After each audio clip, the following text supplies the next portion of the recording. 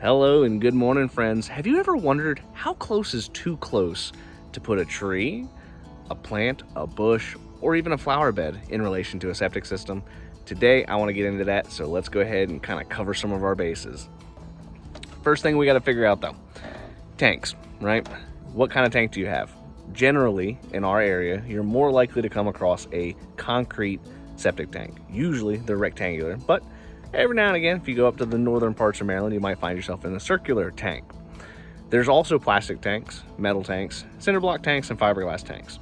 Now, concrete is the most common, but I will say you will usually see either plastic or cinder block as your second most common. And then the most rare, in my opinion, is going to be the fiberglass and the metal tanks. I see maybe one, maybe two per year.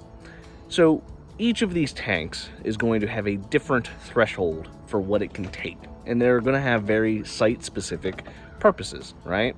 So a concrete tank is the most applicable to everything. You can put a concrete tank in just about every situation.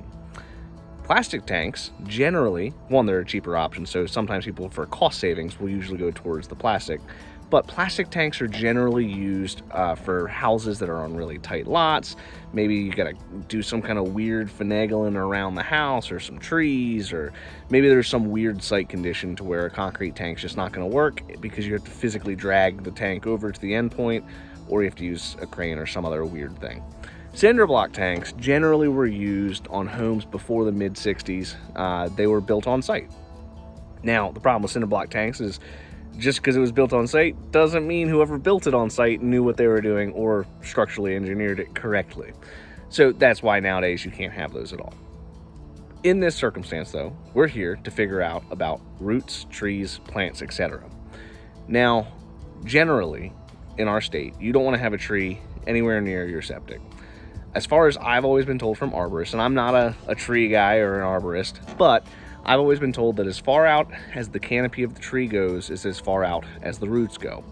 So if you have a large tree that is encompassing a large 30-foot diameter area, you need to be careful with your tank being close to that, especially if the tank is under that tree. So usually where you run into some problems is when the tree is right on top of the tank.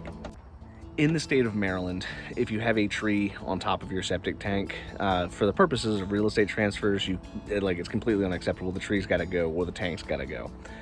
But believe it or not, people used to mark their tanks with trees. I would see this all the time in Western Maryland, where they'd say, "Oh yeah, I put a little sapling on it, and I haven't touched it in 40 years, so I have no idea what's underground." And obviously, after 40 years of not touching the tank, it's very full and very thick, and usually more times than not, when somebody has that, the roots are all in the tank, and the tank's basically got to go.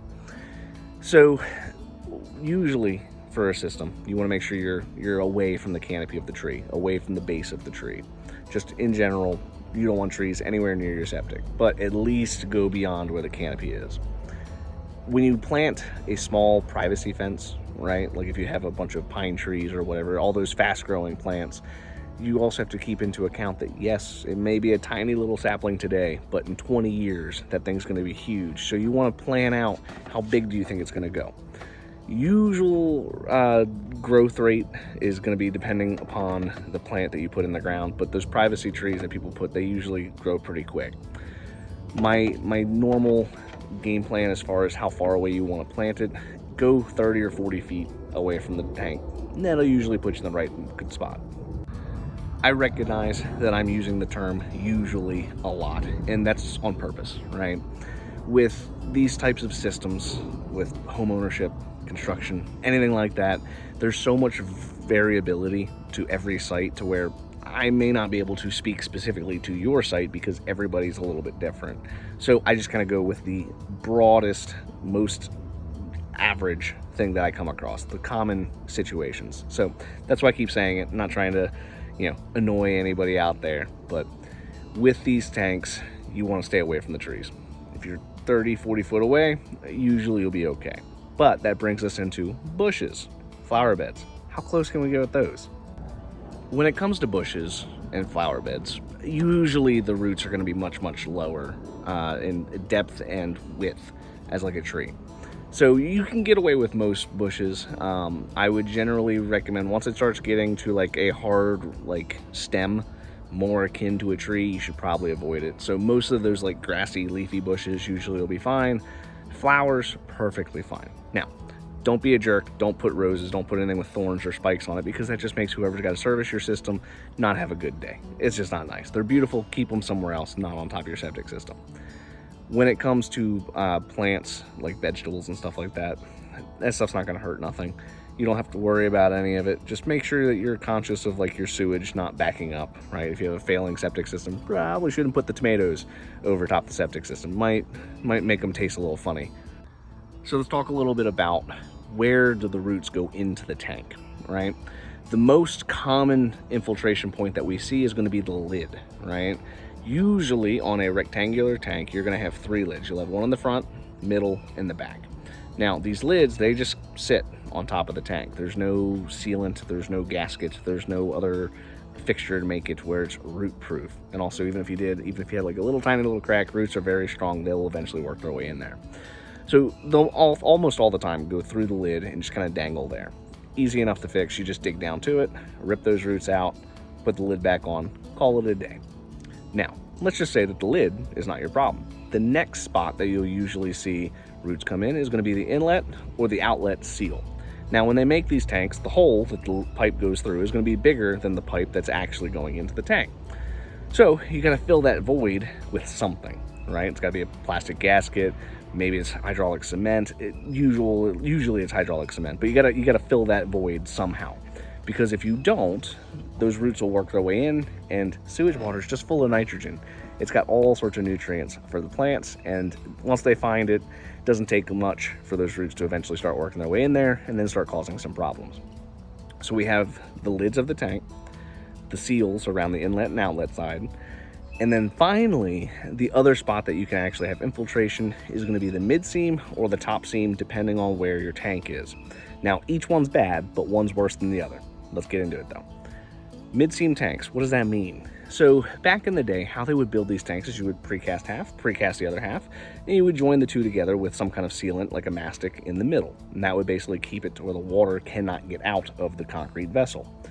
Well, over time, everybody started to learn that these seals would eventually start to deteriorate and fail, and then the water would start to leak out.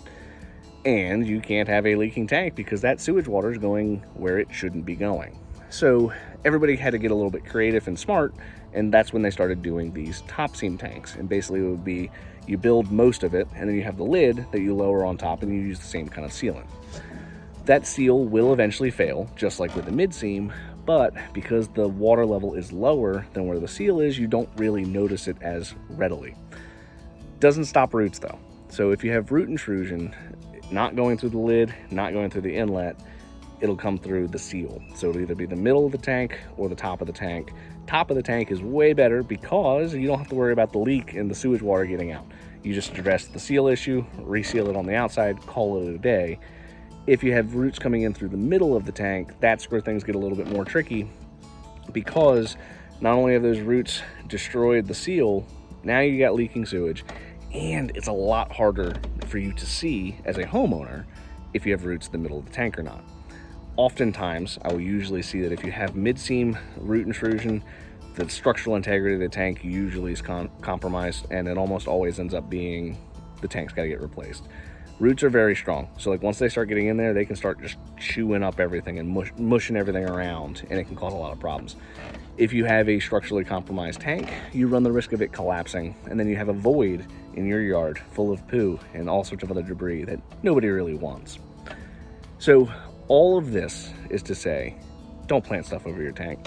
If you are going to plant things over your tank, try to do things that are smaller, less aggressive roots, things that you don't necessarily have to worry about growing into a 60-foot tree down the road. Trees, not at all. Don't put them anywhere near it. Stay way away from there, 30, 40 foot. Stay out of the way. Bushes are fine to an extent. Be careful. Don't do anything with thorns or anything that's a deep-rooted plant. But if you want to like conceal it like 5 feet away or 4 feet away, if you want to conceal the lid, that's fine. Just be careful. Do your research on the type of plant that you're putting in before you put it in, so that you can figure out what kind of root damage you might end up with. Flower garden with mulch usually is the best way to go. Put a few of those mums or daisies or whatever, some black mulch, red mulch, who cares? It'll cover up the riser lid, it'll cover up the clean out lid, and it's easy to maintain, and it doesn't cost that much. So if you had to choose between those three, tree, bush, flower bed, I would do the flower bed. It's the easiest way to do it. Don't put trees near your system. Can't stress it enough. If you enjoy videos like this though, hit that like button, hit subscribe. I have videos posted every day on the world of well and septic, and if you have a specific area of conversation you want me to talk about, leave a comment below. I might cover your conversation on the next video. I'll see you guys tomorrow.